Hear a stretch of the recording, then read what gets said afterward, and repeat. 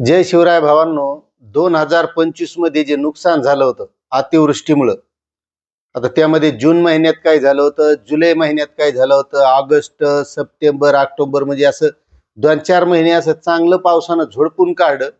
शेतकऱ्याचं तर नुकसान झालंच झालं. शेतकऱ्यासाठी शासनानं मदत सुद्धा जाहीर केली. अतिवृष्टीसाठी 8,500 रुपये हेक्टरी आणि रब्बीच्या पेरणीसाठी 10,000 रुपये अनुदान. आता त्याच्यात काही शेतकरी म्हणतात मिळालं, काही शेतकरी म्हणतात मिळालं नाही. मात्र हे झालं शेतकऱ्यासाठी म्हणजे शेतीच्या नुकसानासाठी. पण आता बऱ्याच गावांमध्ये झालं होतं नुकसान. आता त्याच्यात ते नुकसान म्हणजे सगळं नागरी, कारण ते काही एकट्याचं नुकसान नाही कोणाचं. मग त्याच्यात शाळाची पडझड असेल, कुठं लाईनीचे खंबेच पडले असतील, कुठं रस्ताच वाहून गेला असेल. मग आता याच्यासाठी काही लोक मदत करणार नाहीत आणि त्यासाठी मग शासनानं जे काही सार्वजनिक नागरी सुविधा आहेत त्याच्यात जे नुकसान झालेले आहे तर त्याच्यासाठी सुद्धा मदत जाहीर केली आहे. आणि ही अतिवृष्टीची जी काही मदत आहे ती नांदेड जिल्ह्यातील बऱ्याचशा तालुक्यामध्ये जाहीर झाली. आता कोणत्या तालुक्यातील कोणत्या गावासाठी किती मदत निधी आलेला आहे हे आपल्याला सविस्तर या व्हिडिओच्या माध्यमातून बघायचंय. आणि त्याच्यामुळे तुम्ही जर आपल्या वेणुगंगा शेती योजना या युट्यूब चॅनलवर नवीन असाल तर चॅनलला सबस्क्राईब करा, व्हिडिओला लाईक करा आणि जास्तीत जास्त शेतकऱ्यांना ही माहिती शेअर करा.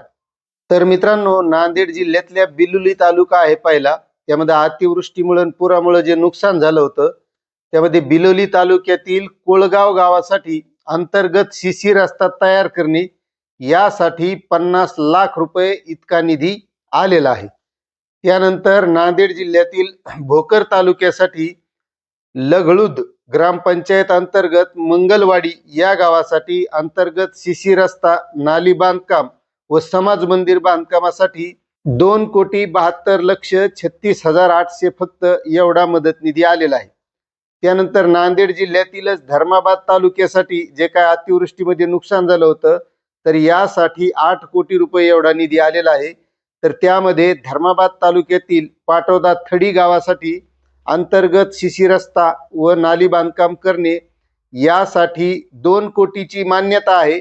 मात्र 1.5 कोटी रुपये निधी हा वितरित करण्याचा शासन निर्णय आलेला आहे. आलूर गावासाठी अंतर्गत शिशी रस्ता व नाली बांधकाम करणे यासाठी 2 कोटी रुपये आले आहेत.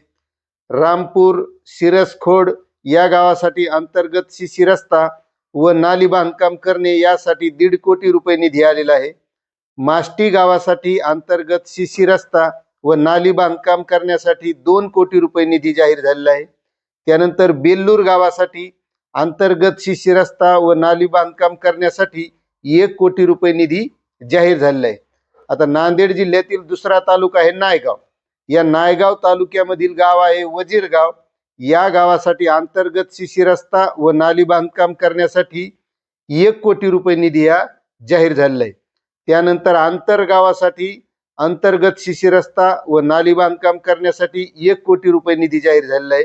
त्यानंतर मन्नूर तब या गावासाठी अंतर्गत शिशी रस्ता व नाली बांधकाम करण्यासाठी 1 कोटी रुपये निधी आलेला आहे. त्यानंतर सातेगाव तमा या गावासाठी अंतर्गत शिशी रस्ता व नाली बांधकाम करण्यासाठी 3 कोटी रुपये निधी मंजूर झालेला आहे. धनज गावासाठी अंतर्गत शिशी रस्ता व नाली बांधकाम करण्यासाठी 1 कोटी रुपये निधी मंजूर आहे. मात्र 50 लाख रुपयेच निधी वितरित करण्यात आलेला आहे. त्यानंतर धानोरा गावासाठी अंतर्गत शिशी रस्ता व नाली बांधकाम करण्यासाठी 90 लाख रुपये मंजूर आहेत आणि 90 लाख रुपये वितरित करण्याचा शासन निर्णय आलेला आहे. त्यानंतर टेंभुर्णी गावासाठी अंतर्गत शिशी रस्ता व नाली बांधकाम करण्यासाठी 90 लाख रुपये मंजूर झाले आहेत. असे एकूण नायगाव तालुक्यासाठी 8,30,00,000 रुपये मदत निधी हा जाहीर झालेला आहे. असा हा निधी नांदेड जिल्ह्यातील जे काही तालुके आहेत त्या तालुक्यातील गाव आहेत या गावामध्ये अतिवृष्टी आणि पुरामुळे जे नुकसान झालं होतं यासाठी हा निधी मंजूर झालेला आहे. आणि लवकरच त्या गावातल्या या नागरी सुविधा या निधी अंतर्गत दुरुस्त करण्याची कामं चालू होतील अशी ही माहिती होती. आता तुम्हाला माहिती कशी वाटली नक्कीच कमेंट करा. आणि जे काही शेतीचे नुकसान झालं होतं अतिवृष्टीमध्ये ही नुकसान भरपाई तुम्हाला मिळाली का हे सुद्धा कमेंट करायला विसरू नका. चॅनलवर नवीन असाल तर सबस्क्राईब करा, व्हिडिओला लाईक करा आणि जास्तीत जास्त बांधवांना ही माहिती शेअर करा. धन्यवाद.